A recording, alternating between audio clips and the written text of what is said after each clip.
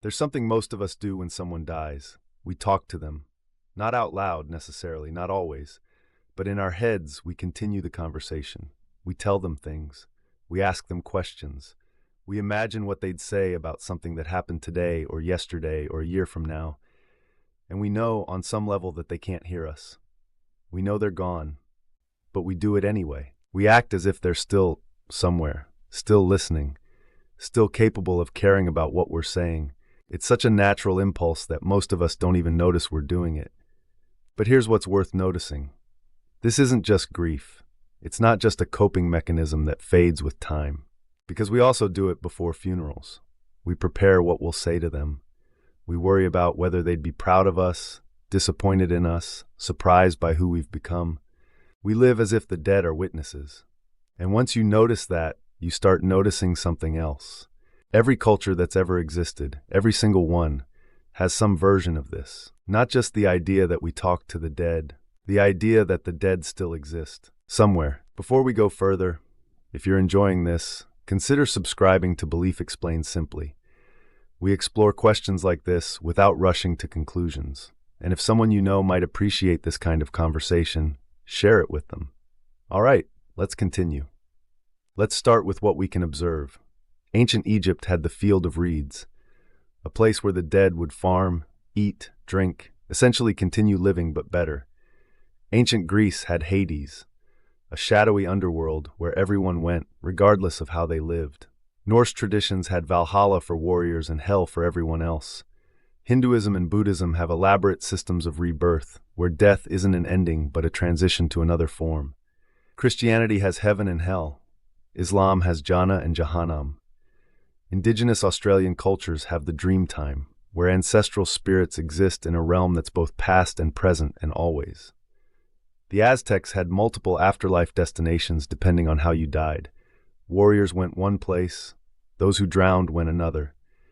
Ancient Mesopotamians believed the dead descended to a dark, dusty realm beneath the earth where they ate clay and drank dirty water. And that's just scratching the surface. Different details, different geographies, different rules about who goes where and why. But every single one shares this, the conviction that death is not the end of existence.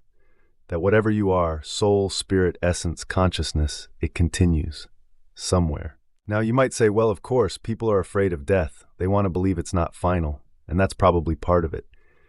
But here's what's strange.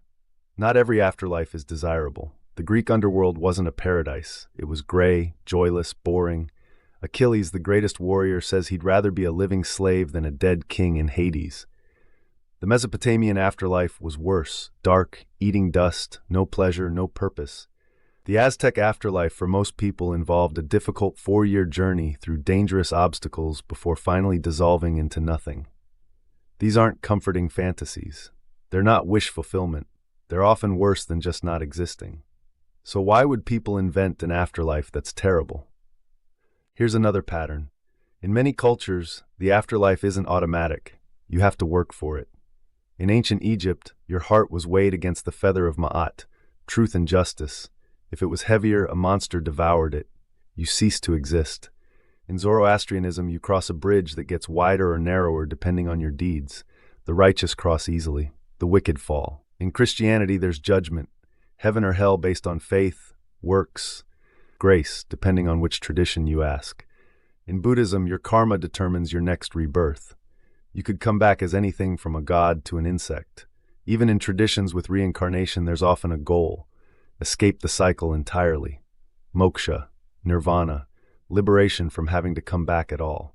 So it's not just that people believe in an afterlife, they believe you can fail at it.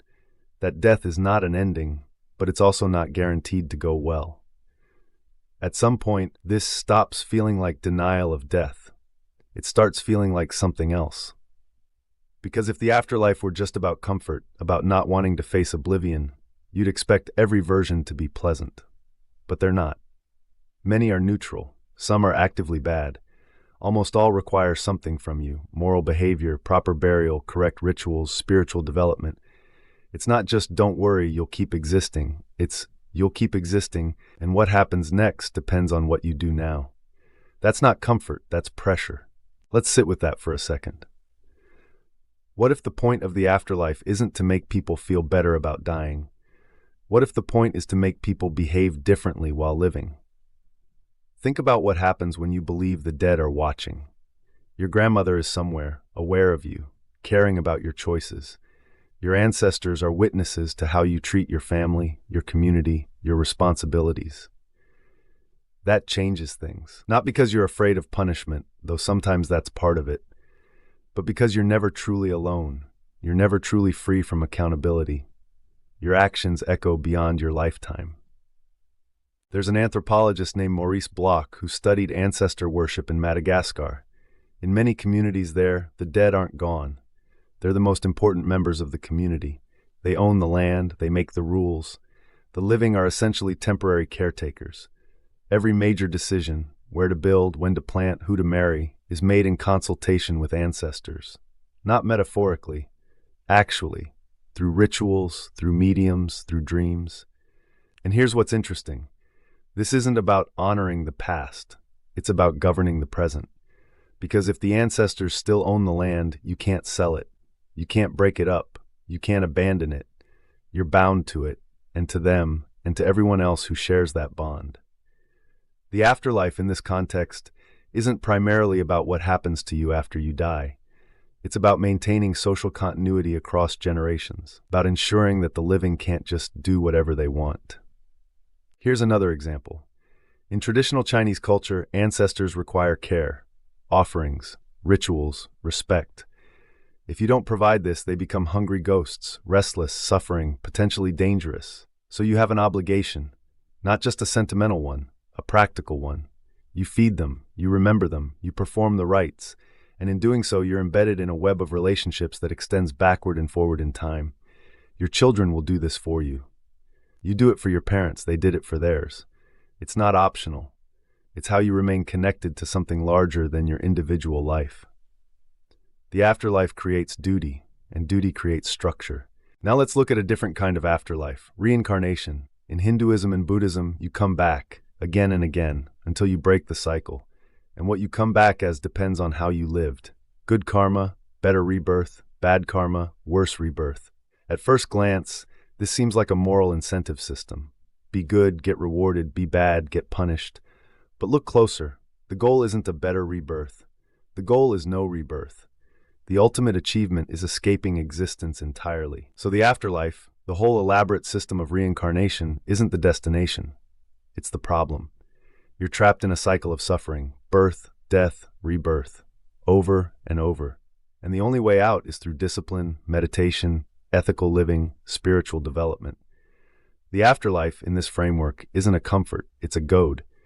It tells you that existence isn't enough, that you need to transform yourself so fundamentally that you escape the wheel entirely. That's not wish fulfillment.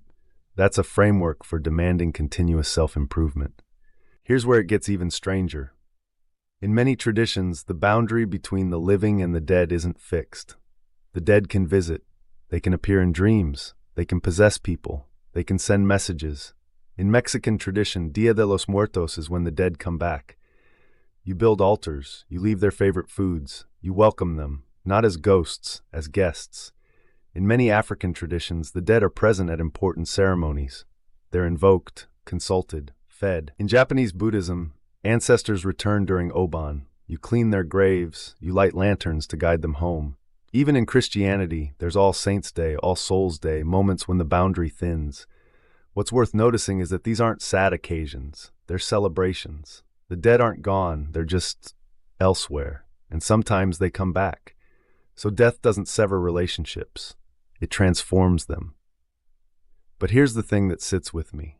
If every culture independently arrived at the idea of an afterlife, that suggests something. Not necessarily that the afterlife is real. We can't know that from this pattern. But that believing in it does something, solves something, provides something that human communities seem to need. And it's worth asking, what? What does the afterlife give us that nothing else does? One possibility, it makes death make sense. Not emotionally, not, it's okay that they died because they're in a better place, but structurally. Because if death is just the end, if people simply cease to exist, then their lives have to be complete within their own boundaries. Whatever they didn't finish, didn't say, didn't resolve, it's just left hanging. But if there's an afterlife, death isn't the end of the story. It's a chapter break. Unfinished business can still be finished. Relationships can still develop. Wrongs can still be righted, if not in this life, then in the next, or over multiple lives, or through the intercession of those still living. The story continues, and that means every life, no matter how short or seemingly incomplete, is part of a larger arc. Another possibility, it distributes justice, because the world is not fair. Good people suffer, bad people prosper, innocents die young, cruelty goes unpunished. If this life is all there is, that's just how it is. But if there's an afterlife, the scales can balance later. Heaven and hell, karma and rebirth, the weighing of the heart. Justice doesn't have to happen now, it will happen eventually. That's not just comforting, it's stabilizing. Because if people believe that injustice was final, that might be intolerable. It might demand immediate action, revenge, rebellion, despair. But if justice is guaranteed, just not yet, you can endure. You can wait.